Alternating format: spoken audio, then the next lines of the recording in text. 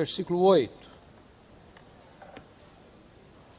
Atos dos Apóstolos, capítulo 1, versículo 8.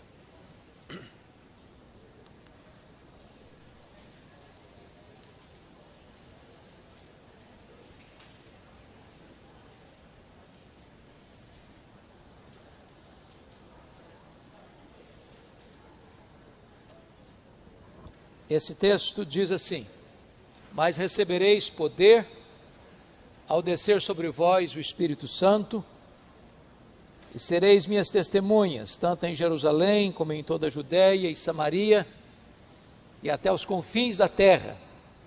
Você pode ler comigo esse texto? Vamos juntos? Mas recebereis poder ao descer sobre vós o Espírito Santo, e sereis minhas testemunhas, tanto em Jerusalém, como em toda a Judéia e Samaria, e até os confins da terra. Amém.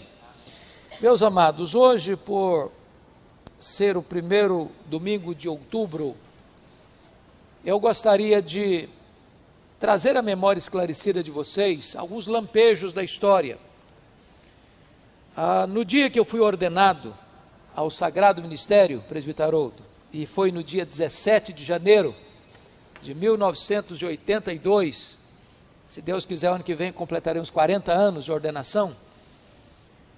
O pastor que estava oficiando a cerimônia, reverendo Denoel Nicodemo Zeller, ele me deu o seguinte conselho: meu filho, procure conhecer o melhor que você puder a palavra de Deus. Procure conhecer o melhor que você puder a história da igreja. Procure conhecer o melhor que você puder a língua portuguesa. Porque a Bíblia é o conteúdo da sua mensagem. A história é a sua pedagoga, ou será a sua coveira. E a língua portuguesa é o veículo da sua mensagem. Eu achei esse conselho extremamente oportuno. E ao longo desses 39 anos eu tenho procurado conhecer um pouco melhor a minha Bíblia, um pouco melhor a história da igreja e um pouco melhor a língua portuguesa. Sei que só estou arranhando a superfície, mas estou a caminho.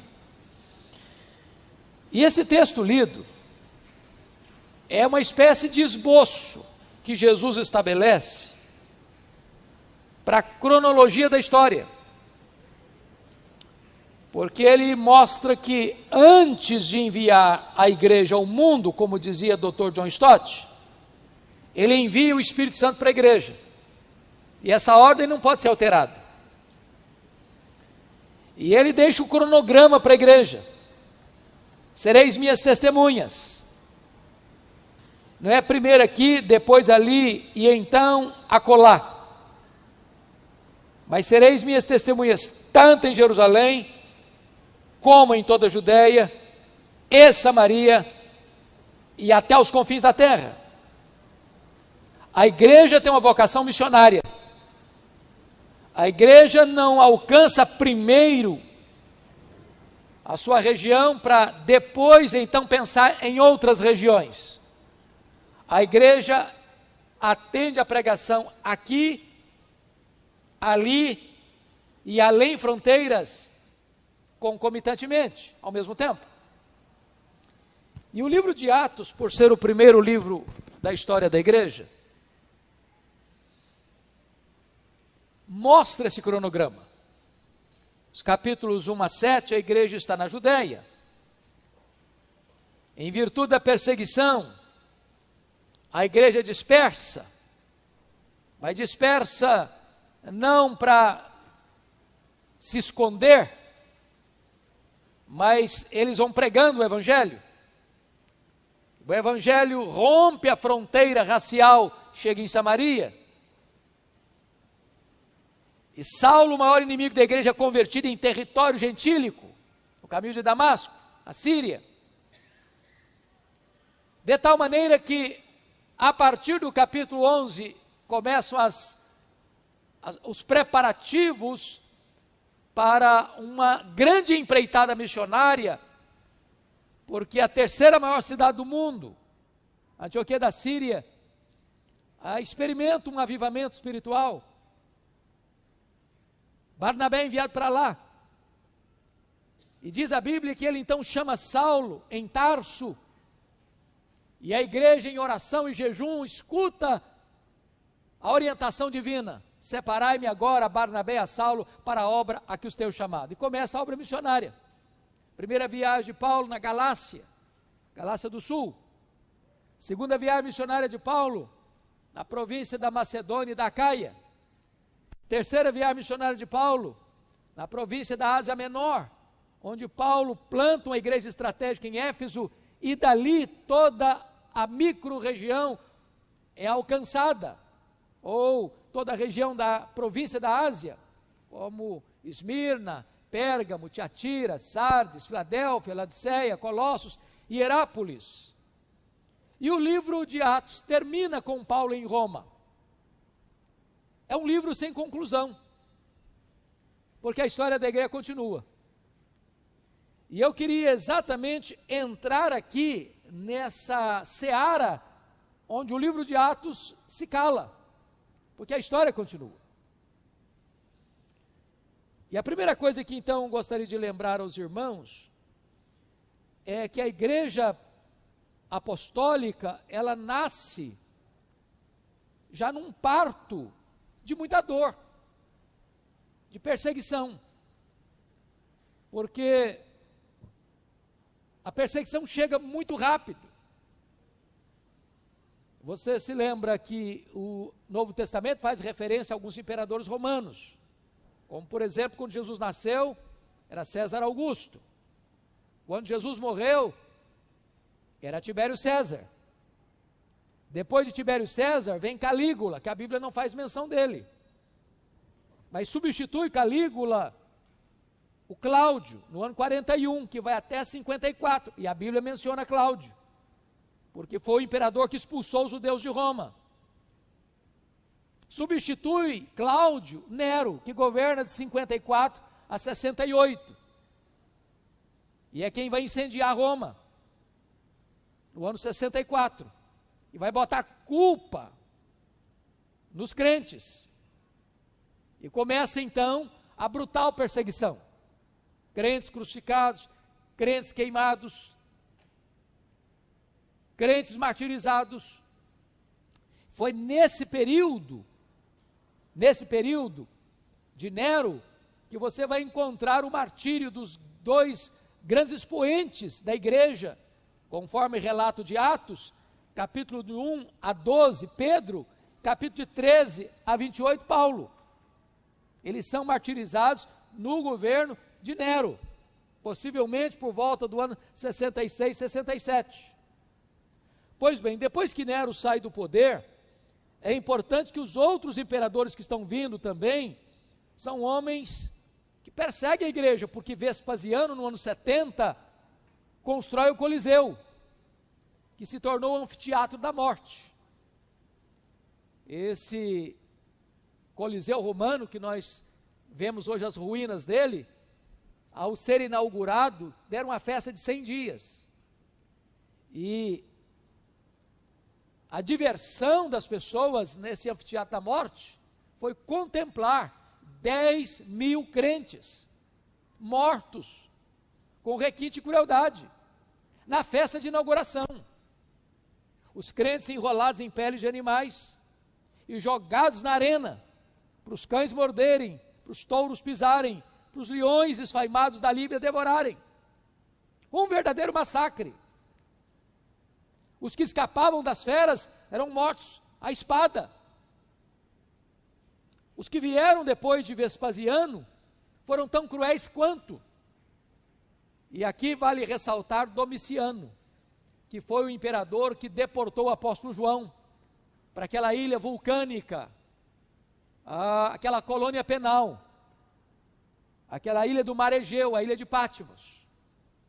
E quando João é levado para lá, no final do primeiro século, todos os demais apóstolos estavam mortos, e todos eles mortos pelo viés do martírio. A gente não para pensar nisso, irmãos. A gente pensa na beleza da vida deles, do ministério deles, dos milagres, E às vezes não se para pensar que esses homens, todos, morreram martirizados, crucificados, degolados, mortos a flechadas. Então a história da igreja primitiva começa com dor, com lágrima, com sangue. Mas mais tarde um pai da igreja chegou a dizer que o sangue dos mártires tornou-se a sementeira do evangelho. Pois bem, e os outros que vieram, como Sétimo Severo, como Décio, como Diocleciano, que foi talvez o pior deles, porque lá por volta do ano 303, Diocleciano tomou uma medida, mandar matar os líderes e queimar todas as cópias das escrituras que tinham. Então, o massacre foi avassalador, porque foi a perseguição mais abrangente. Ora, notem comigo, que quando parece que a igreja está com a lâmpada bruxuleando, Deus vira a mesa da história. Porque logo depois, entra o imperador Constantino e vira a mesa. Porque o cristianismo massacrado, perseguido, acuado, de uma hora para outra, é declarado como religião oficial do império. E agora os crentes que viviam nas catacumbas de Roma, e se um dia você for a Roma, faça o favor de visitar as catacumbas. São centenas de quilômetros de galerias subterrâneas, onde os crentes viviam, morriam e eram sepultados. Num mundo em que você tem liberdade de ir e vir, no mundo em que você pode carregar sua Bíblia debaixo do braço, ou na mão, ou no telefone celular, e abri-la em qualquer lugar, e ler em qualquer lugar, pois os irmãos que nos legaram o Evangelho, viveram em catacumbas, em galerias subterrâneas. Só você entrar lá e fazer uma rápida visita, já fica apavorado. Pois bem, o cristianismo é declarado religião oficial do Império Romano, e agora os bens são devolvidos, agora os crentes têm liberdade, agora os crentes que não podiam se reunir em templos, porque era proibido construí-los, agora o próprio Estado constrói templos, agora os crentes têm liberdade. Isso foi uma grande bênção, porém, isso trouxe um grande risco para a igreja. Em tempos de perseguição, irmãos, via de regra, tem pouca hipocrisia. Em tempos de perseguição, ninguém vem para a igreja para se fingir de crente, porque ser crente é botar a cabeça a prêmio. Mas com a abertura, com as benesses do Estado, muita gente entrou para a igreja carregando a bagagem do seu paganismo. E não tardou para que a igreja fosse corrompida na sua essência, na sua doutrina, na sua pureza, porque as pessoas vinham sem conversão, a porta de entrada era a conveniência, e vinham trazendo a sua bagagem de paganismo, e a igreja começou a se corromper, e a se corromper, e a se corromper. Bom, me permita fazer uma recuada, e dizer que nos 5 primeiros séculos do cristianismo, nós chamamos esse período de período dos pais da igreja, ou da patrística, uma doutrina foi por demais atacada. Qual doutrina? Sobretudo a doutrina da divindade de Jesus Cristo. E por quê? Notem, irmãos, uma coisa muito importante, eu queria que vocês acompanhassem meu raciocínio nesse sentido. Alguns aqui conheceram o ex-padre Aníbal Pereira Reis. Alguém chegou a conhecê-lo? Aqui, ou leu alguma coisa dele? Levanta a mão, quem leu pelo menos alguma coisa dele? Algumas pessoas aqui. Aníbal Pereira Reis foi o maior apologeta da igreja evangélica brasileira na década de 80. Ele escreveu um livro e ele diz o seguinte: a bomba mais poderosa do mundo não é a bomba atômica, não é a bomba de hidrogênio. A bomba mais poderosa do mundo não é a bomba biológica. A bomba mais poderosa do mundo é a bomba I. É a bomba das ideias. As ideias governam o mundo, boas ou ruins. Pessoas lá dentro de um gabinete com ar-condicionado podem estar criando uma ideia que, se não tomar cuidado, destrói a humanidade. O que foi o comunismo? O que foi o nazismo? O que foi o fascismo? O que é hoje a ideologia que quer destruir princípios e valores? Isso não começa na rua, isso começa num gabinete, começa na cabeça de uma pessoa que doutrina outras, e que isso se espalha. O ponto que eu quero levantar é que a cultura grega, o Império Romano dominou o mundo, mas o Império Romano foi dominado pelas ideias gregas. Qual era a base do pensamento grego? Era o chamado dualismo. A matéria era má, o espírito era bom. Eles acreditavam nesse dualismo. Então, para a cabeça deles, Jesus não podia ser Deus e não podia ser homem ao mesmo tempo. Porque se ele tinha um corpo, ele tinha. E para eles a matéria era má, então ele não podia ser bom. Se ele não podia ser bom, ele não podia ser Deus. E então o que começa a acontecer no final do primeiro século? Os gregos levantaram a bandeira. Não dá para aceitar a divindade de Cristo. Essa ideia se espalhou. Se você ler a história da igreja, os 3 primeiros séculos da história da igreja, aliás, os 4 primeiros, a igreja viveu ao redor desse tema. Ao redor desse tema. Então, em 325, o imperador Constantino, que já era declarado cristão, convoca o primeiro concílio geral da igreja em Niceia. Por quê? Porque havia um presbítero em Alexandria, com as ideias esquisitas, heréticas, dizendo o seguinte: Jesus Cristo não é Deus. Ele foi a primeira criação de Deus. Antes de criar o mundo, foi criado. Mas ele não é coigual, ele não é coeterno, ele não é consubstancial com o Pai. E então, Constantino convoca esse concílio em Niceia, em 325, e Atanásio derrota as teses heréticas de Ário e firma o dogma da divindade de Cristo. Isso em 325.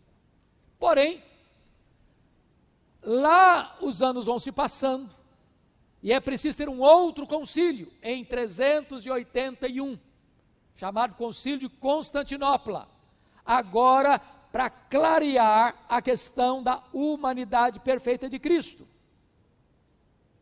E só mais tarde, em 451, vai acontecer o Concílio de Constantinopla, de Calcedônia, para declarar uma verdade gloriosa, que é um mistério para nós. A pessoa teantrópica de Cristo, divino-humana de Cristo. Uma só pessoa, 2 naturezas, a divina e a humana, de tal maneira que Jesus Cristo é verdadeiramente Deus, e Ele é verdadeiramente homem. Pois bem, vale destacar ainda um concílio importantíssimo, chamado de Sínodo de Cartago, é onde Agostinho vai enfrentar as ideias de Pelágio. Vocês sabem que Agostinho, filho de Mônica, por quem Mônica orou 30 anos, ele era um professor de oratória, ele era um homem muito culto, em Cartago, e este homem vai se tornar o principal expoente dos pais da igreja. Agostinho foi a fonte de onde foram beber os reformadores. Agostinho teve uma teologia eminentemente paulina, muito embora com seus problemas de alegorismo em alguns aspectos. mas ele foi o grande expoente do século IV e V, depois de Cristo. Ele enfrentou Pelágio, porque Pelágio estava dizendo o seguinte: o homem hoje é tão livre quanto Adão o era antes da queda. O homem é que tem toda a liberdade de tomar as suas decisões, fazer suas escolhas. A queda não atingiu o homem. E Agostinho vai mostrar que não, que o homem caiu em Adão e que o homem só pode ser salvo exclusivamente pela graça de Deus. Então, ele triunfa sobre as teses heréticas de Pelágio e firma uma estaca importante, que é a salvação pela graça. Doutrina essa tão cara para todos nós e fartamente exposta nas Escrituras. Pois bem, mas me permita agora entrar num outro período da igreja, que é mais longo do ponto de vista de tempo, que chamamos de período da Idade Média. Alguns estudiosos chamam do período da escolástica. É o período do fortalecimento político e econômico da igreja. E ao mesmo tempo período da decadência doutrinária e moral da igreja. Então vamos clarear um pouquinho isto. No ano 604, o imperador romano Focas nomeia o bispo de Roma, porque, notem vocês, com o cristianismo declarado religião oficial do império, 5 cidades do império disputavam hegemonia, primazia de poder. Quais cidades? Roma, no ocidente, Constantinopla, no oriente, Alexandria, no Egito, que era a segunda maior cidade do mundo, Antioquia da Síria, que era a terceira maior cidade do mundo, e Jerusalém. No ano 604, o imperador Focas nomeia Gregório I, então bispo de Roma, como bispo universal da igreja. Gregório I respondeu: eu não aceito essa função. Aliás, nenhum homem pode aceitar essa função. O único bispo universal da igreja é Jesus Cristo. Qualquer homem que abraçar essa função precisa ser considerado um anticristo. E rejeitou. Porém, Gregório I foi substituído e Bonifácio III assume o bispado de Roma. E em 607, o imperador Focas nomeia Bonifácio III como bispo universal da igreja, e ele aceita esse título. Começa historicamente aí a instituição que nós conhecemos de papado. 607. Talvez você argumente assim: bom, mas eu já li, e eu tenho livros de história na minha casa, que tem a lista e o rol dos papas de Roma, desde Pedro. Como se Pedro, que segundo os teóricos, teria sido bispo de Roma do ano 41 ao ano 67, quando foi martirizado, fosse um fato histórico consistente. Mas como assim? Se o papado começa em 607, como é que se tem lista de papas a partir de Pedro? Aqui está um ponto importante. No século VIII foi criado um documento na França, chamado As Falsas Decretais de Isidoro. E esse documento foi forjado para recuar o papado, historicamente, a Pedro. E esse documento forjado, que segundo Rui Barbosa, no livro Papa e o Concílio, foi o maior embuste documental da história da humanidade, tentou legitimar o papado até Pedro, como se Pedro fosse um papa, e se os papas fossem sucessores de Pedro. E daí, então, é que você tem essa lista a partir de Pedro, o que não tem consistência rigorosa do ponto de vista histórico. Até porque a figura do papado encontra um problema muito sério, por afrontar ou ocupar de forma indevida a posição da própria Trindade? Se não, vejamos. A palavra Papa significa Pai. E Mateus 23:9 diz que a ninguém na terra chameis vosso Pai, no sentido de fonte da vida espiritual. Só Deus, nesse sentido, é nosso Pai. Então, quando alguém se auto-intitula Pai da igreja, ele está usurpando o lugar da primeira pessoa da Trindade.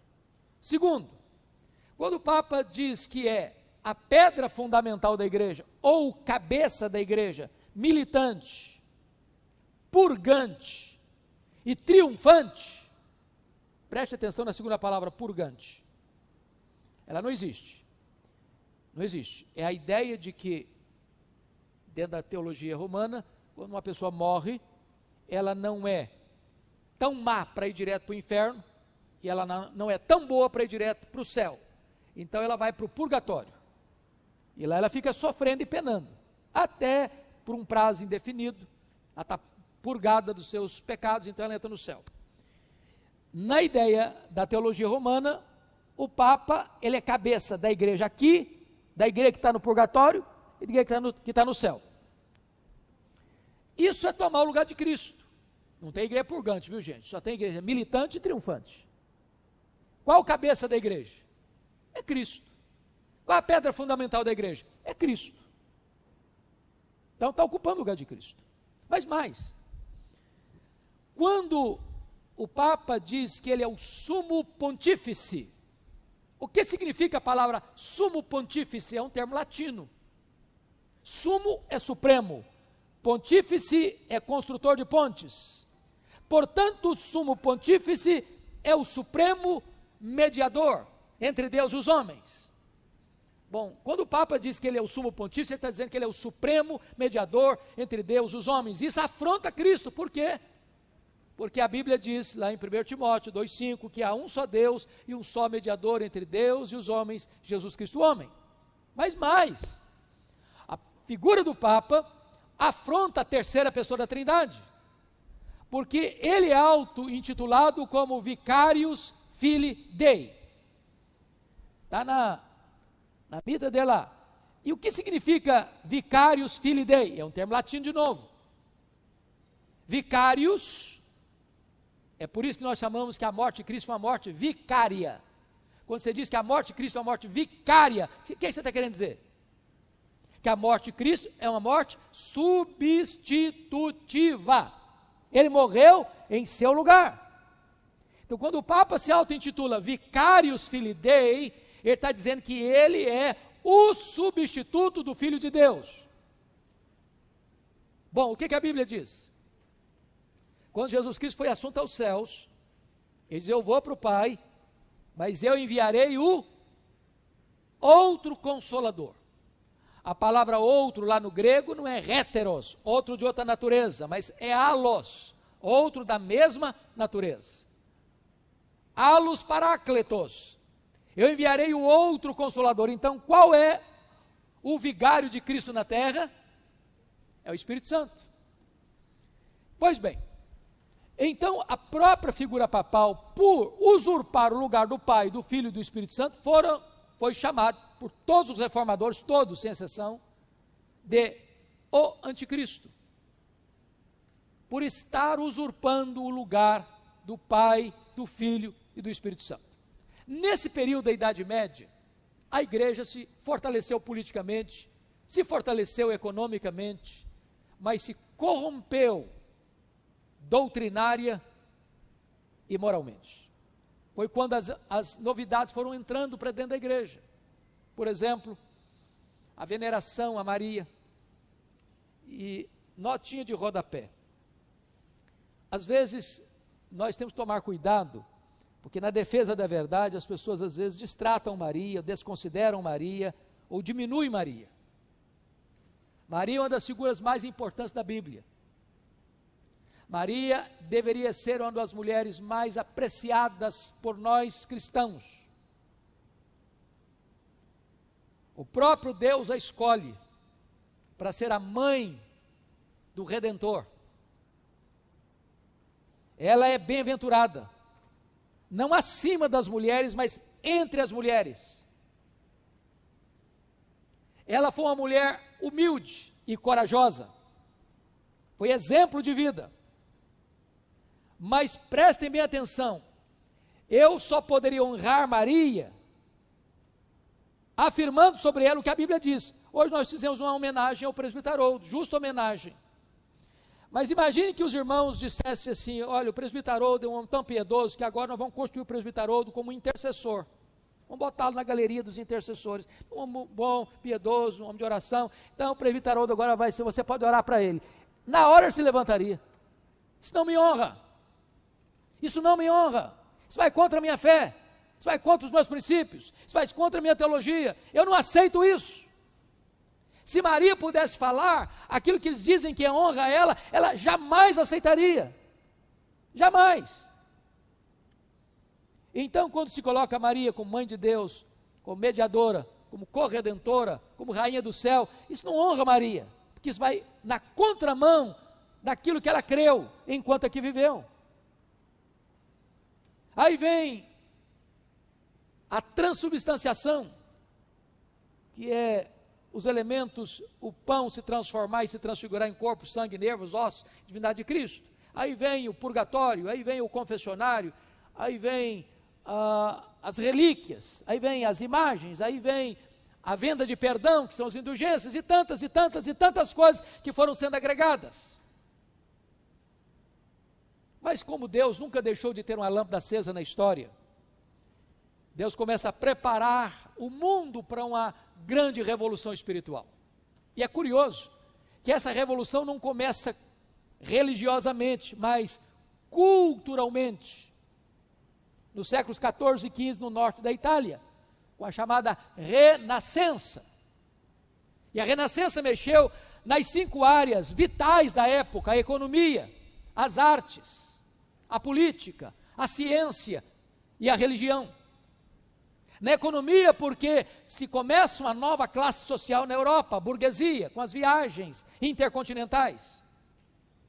As artes, porque Deus levanta homens como Miguel Ângelo, como Leonardo da Vinci. A ciência, porque Deus levanta um homem como Copérnico, Galileu Galilei. A política, porque Deus levanta um homem como Maquiavel para escrever um livro chamado O Príncipe, que de certa forma tira o poder da igreja das mãos da igreja, que era dona de tudo e comandava tudo. E a religião, quando Deus levanta o Martinho Lutero para compreender à luz das Escrituras que o justo viverá pela fé. Então, irmãos, o cenário estava pronto. Nessa conjuntura ainda Deus levanta alguns homens que nós chamamos de pré-reformadores, como John Wycliffe, na Inglaterra. Preste atenção nisso. A Bíblia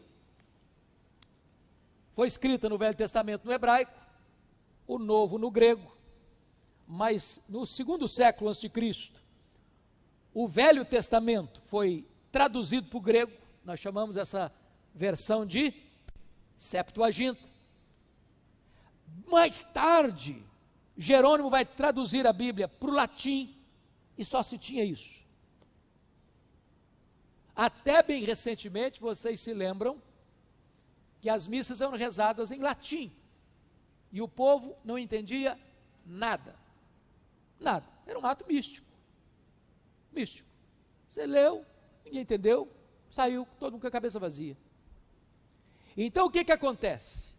John Wycliffe, na Inglaterra, entendeu uma coisa: só pode existir uma reforma aqui, uma mudança aqui, se nós botarmos a Bíblia na língua do povo.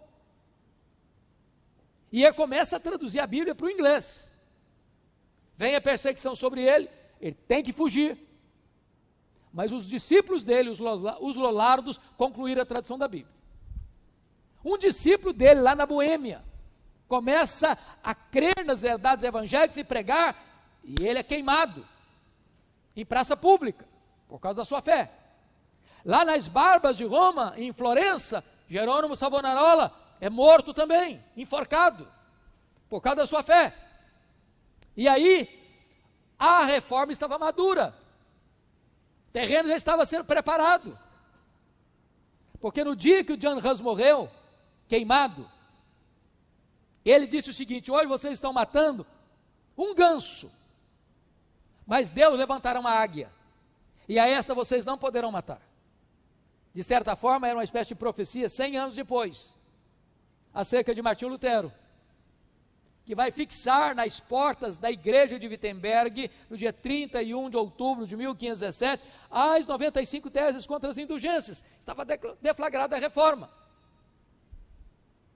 Depois, em 1509, nasce em Noyon, na França, aquele que foi, de certa forma, o cérebro da reforma, o jovem João Calvino, que passa por Genebra aos 26, 27 anos, e é curiosíssimo isso, porque quando ele chega lá em Genebra, em 1536, ele não tinha nenhuma pretensão de ficar em Genebra, não. O Farel estava lá, passando muitas lutas, pediu para ele ficar, falou: não posso ficar, não vou ficar, e o Farel insistiu com ele, até disse uma coisa pesada para ele: se você não ficar, eu faço oração imprecatória para Deus amaldiçoar a sua vida, e ele fica. E fica apenas 2 anos, e os líderes da igreja expulsam Calvino, e o Farel de Genebra, e ele vai para Estrasburgo, onde estava Martin Bucer, fica lá 3 anos, de 38 a 1541, a igreja da Genebra se corrompe demais, e os líderes se reúnem e dizem: Calvino, volte, e ele fez exigências para voltar, e eles aceitaram as exigências, e ele voltou em 1538, não, melhor, 1541, ele ficou de 38 a 41 em Estrasburgo, ele volta em 1541, e fica em Genebra até sua morte, em 1564, para fazer de Genebra uma espécie de maquete do reino de Deus, e usando um único instrumento, as Escrituras. Calvino era aquele homem que dava respostas às igrejas da época, aos grandes debates da época, às grandes tensões da época. Era o homem que dava o norte para as igrejas. O seu livro, que escreveu aos 26 anos de idade, era o grande manual de teologia da igreja, as Institutas da religião cristã. Mas, amados irmãos, o que vem depois daí não foi fácil, não. O que vem depois disso aí é o Concílio de Trento. O Concílio de Trento foi o concílio contra a reforma. E nesse Concílio de Trento, então, se levanta, de 1546 a 1563, convocado pelo Papa Paulo III, vai resistir à obra dos protestantes. Primeiro, criando índex, proibindo os livros protestantes. A Bíblia foi acrescida no Concílio de Trento dos chamados livros apócrifos, porque os livros apócrifos, embora históricos, não tinham o peso, a densidade da inspiração. São livros falíveis, a ponto de, segundo Macabeus, pedir desculpas se o que ele escreveu não estava bem adequado com a verdade. Criou-se a questão da sociedade jesuítica, e começa-se então a perseguir os cristãos, sobretudo queimando os hereges. E quem era herege? Era aqueles que professavam a fé cristã, evangélica, protestante. Um massacre sobre a igreja. Isso se alargou. Para vocês terem uma ideia, em 1559, lá na França, levanta-se uma mulher chamada Catarina de Médici. E essa mulher perseguiu os cristãos na França de maneira crudelíssima. E ela criou uma espécie de traição naquela famigerada noite de São Bartolomeu, 24 de agosto de 1572. E mais de 70 mil huguenotes, que eram os calvinistas franceses, foram mortos à traição, uma única noite, na França. Se você olhar, vem a chamada Guerra dos 30 Anos na Alemanha, 1618, 1648, onde mais de 1 milhão de pessoas foram mortas. Se você olha na Inglaterra, em 1547, o rei da Inglaterra, Henrique VIII, ele rompe com o catolicismo, não por convicção doutrinária, não, por conveniência. Os casamentos naquela época eram casamentos políticos, por interesses do reinado, né? E para um rei era muito importante ele ter um sucessor homem. E ele estava casado, ele era um homem casado, mas ele não tinha um filho. E ele tinha interesse em se divorciar e casar de novo para conseguir arranjar um filho, um menino, que pudesse ser herdeiro do trono. Como o Papa não lhe deu permissão para se divorciar, ele rompeu com a igreja e criou uma nova igreja na Inglaterra, a igreja anglicana, sendo ele chefe de Estado e chefe da igreja. Casou-se com Ana Bolena. Ana Bolena não lhe deu esse filho que ela queria. Por isso ele casou nada menos que 9 vezes. 9 vezes. A filha de Ana Bolena foi chamada de Maria Tudor. E Maria Tudor foi cognominada de Maria Sanguinária,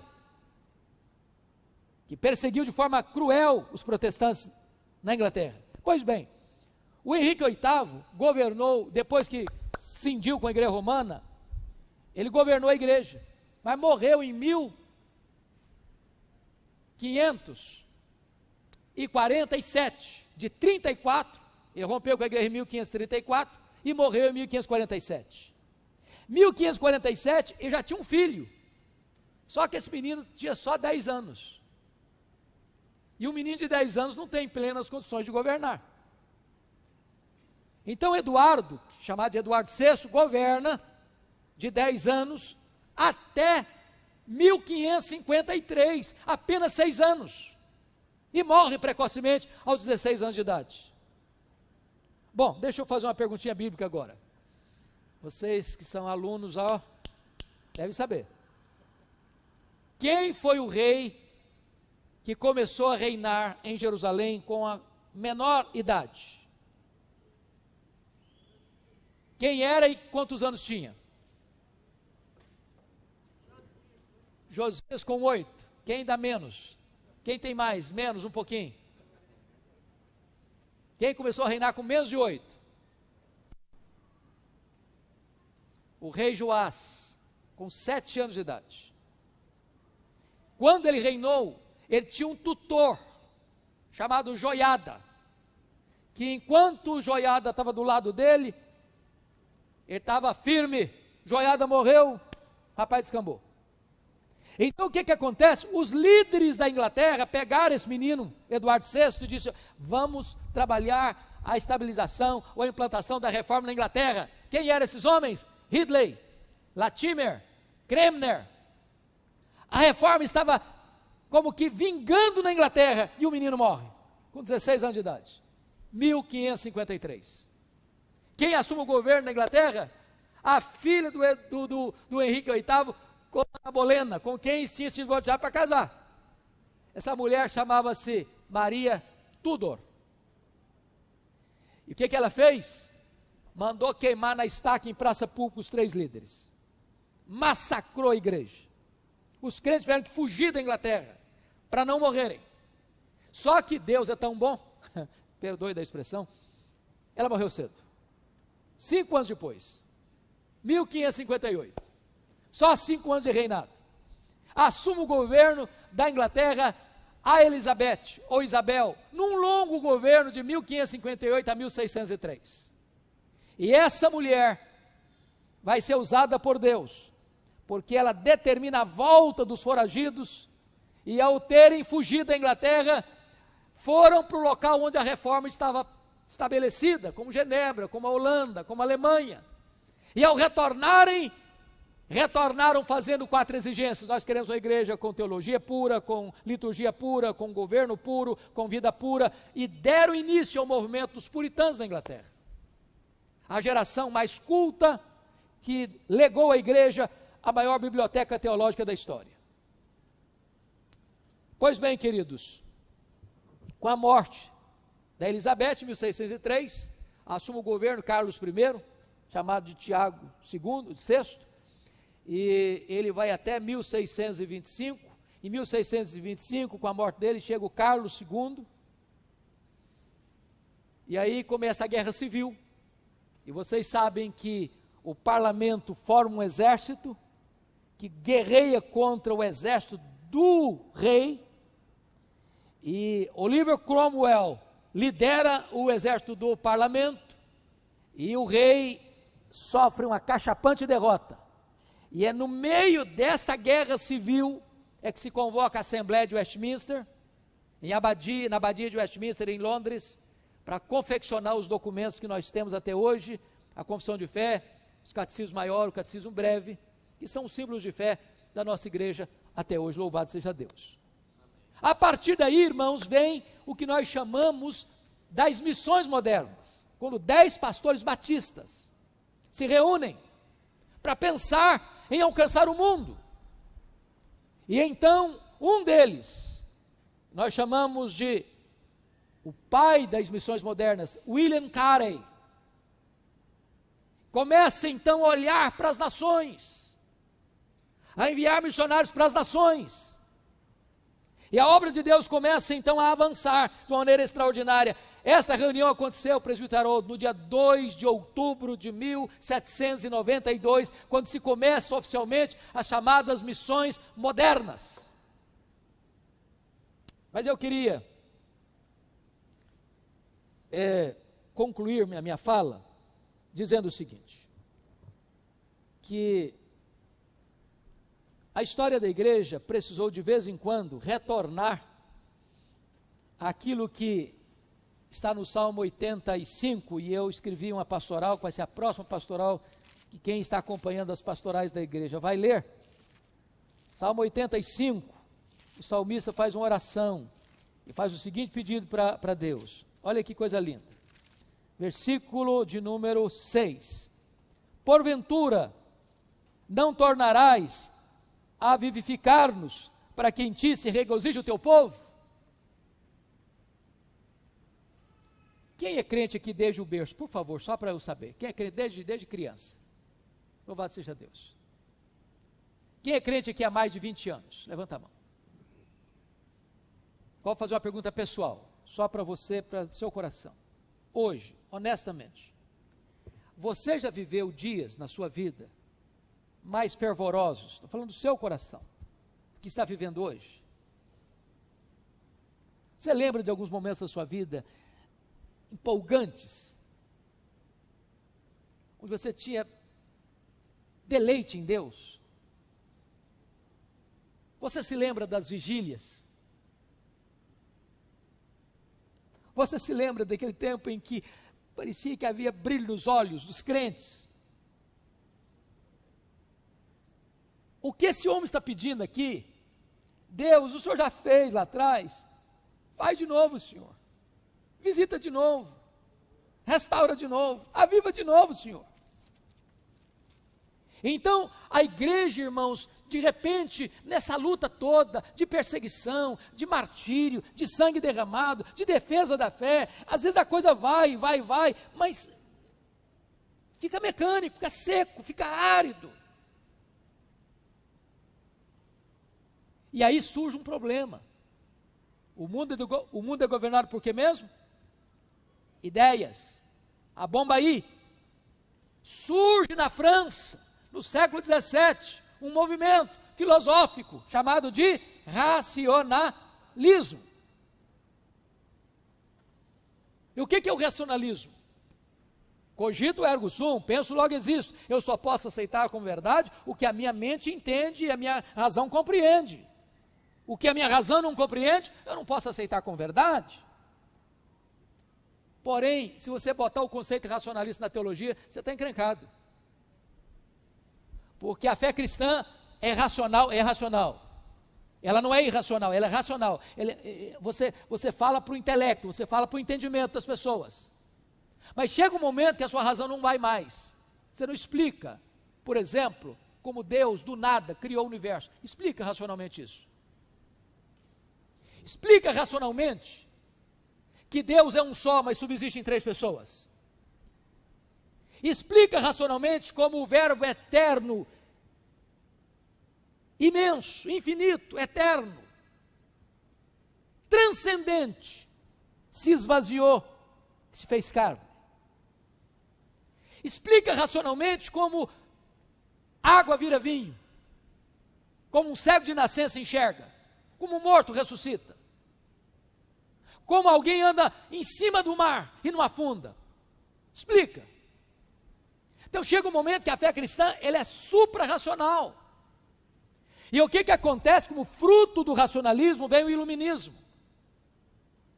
E aí o que acontece? Isso entra para dentro da teologia. E aí os teólogos começaram, não, eu tenho que fazer a leitura da Bíblia de maneira diferente, não é mais no sentido gramático histórico, não. Agora é crítico literário.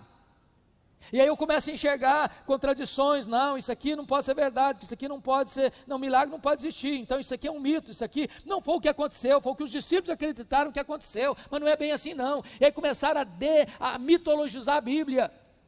E aí os seminários foram tomados de assalto. Os liberais entraram. E aí começaram a ensinar ceticismo na igreja. Isso devastou a igreja. Para ter uma ideia, presbítero Haroldo, no século XVIII, ali por volta do ano 1739, a igreja da Inglaterra estava falida. Porém, Deus é tão poderoso, ele começa a levantar, não teólogos, ele começa a levantar um grupo de meninos estudantes, lá da universidade. Se essa moçada descobrir o potencial que Deus pode dar a eles dentro de uma faculdade, eles podem revolucionar o país.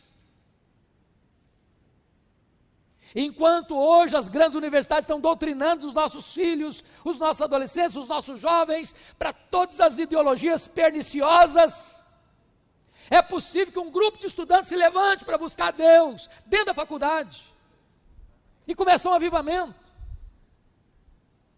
E aqueles moços estudantes em Oxford, John Wesley, George Whitefield e outros mais, se reuniam para orar.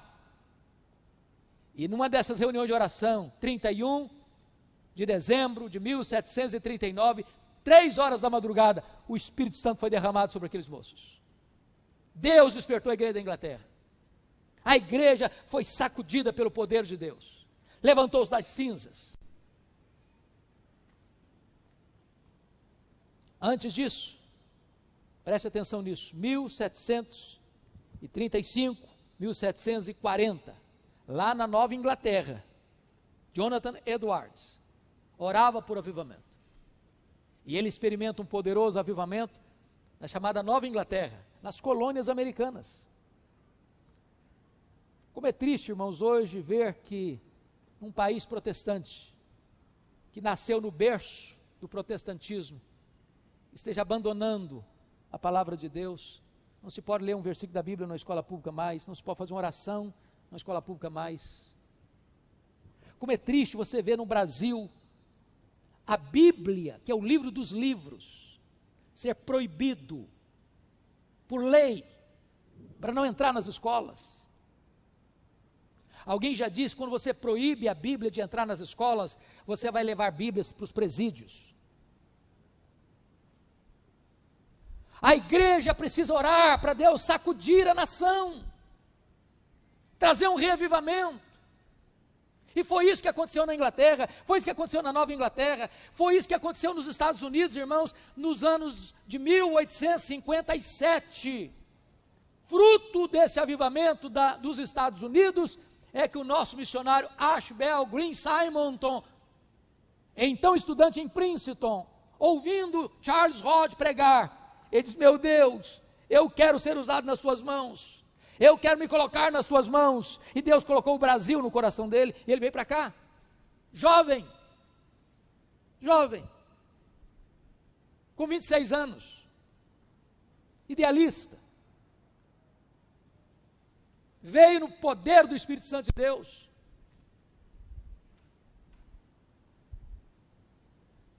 Em 1904, país de Gales é tomado pelo poder de Deus, porque um moço, Evan Roberts, experimenta um poderoso avivamento. A congregação onde ele era membro experimenta um poderoso avivamento, e daquela pequena igreja, numa pequena cidade, se espalha para o mundo. Alguns irmãos aqui, dentre eles, presbítero Haroldo, tivemos a bênção de visitar Quacisabanto, na África do Sul, onde aconteceu um grande avivamento em 1966. 1907, Deus derrama um avivamento na Coreia do Sul. Aliás, naquela época não era Coreia do Sul, era Coreia. E agora preste atenção no que eu vou lhes dizer, irmãos. Eu disse isso ontem para a Federação de Jovens do nosso presbitério. A Luísa estava lá conosco.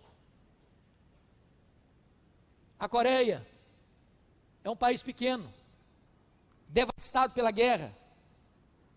Há pouco mais de 50 anos, 85% dos coreanos viviam numa favela, numa extrema miséria, por causa da guerra. Sabe o que mudou o país, irmãos, para ele ser a 12ª economia do mundo? Os crentes começaram a orar, todas as madrugadas, até hoje não tem nenhuma igreja na Coreia sem ter reunião de oração de madrugada, mas eles não oravam para Deus curar, para Deus dar prosperidade, para Deus dar riqueza, eles oravam, Deus abençoa o governo, abençoa a nação, dá sabedoria aos governantes, e de repente foi criando situações novas, os próprios crentes em multirão começavam, hoje nós vamos construir sua casa, amanhã você vai construir essa aqui, amanhã aquela lá, e de repente o país sai da miséria para ser uma das maiores economias do mundo. A igreja presbiteriana da Coreia representa 75% de todos os evangélicos da Coreia, representa 23% da população da Coreia. Só em Seul tem mais de 10 mil igrejas presbiterianas. O que nós devemos fazer é dizer como salmista: Senhor, ó Senhor, porventura não tornarás a vivificar-nos? A igreja precisa de avivamento, irmãos. A Europa precisa de avivamento. E eu queria concluir, dizer que uma das maiores angústias da minha alma foi a penúltima viagem que fiz, com esse propósito, quando nós visitamos Wittenberg. Deu vontade de chorar. Onde Lutero fixou as teses. Tem monumento, tem lembrança.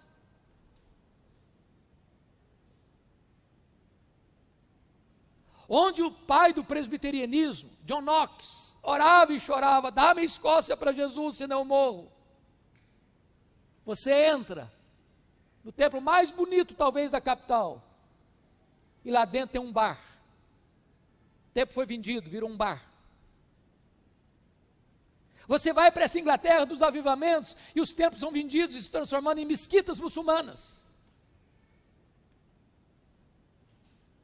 E a nossa oração, presbítero Haroldo, é que Deus sopre sobre nós o seu sopro. Levante uma igreja viva, dinâmica, cheia do Espírito Santo.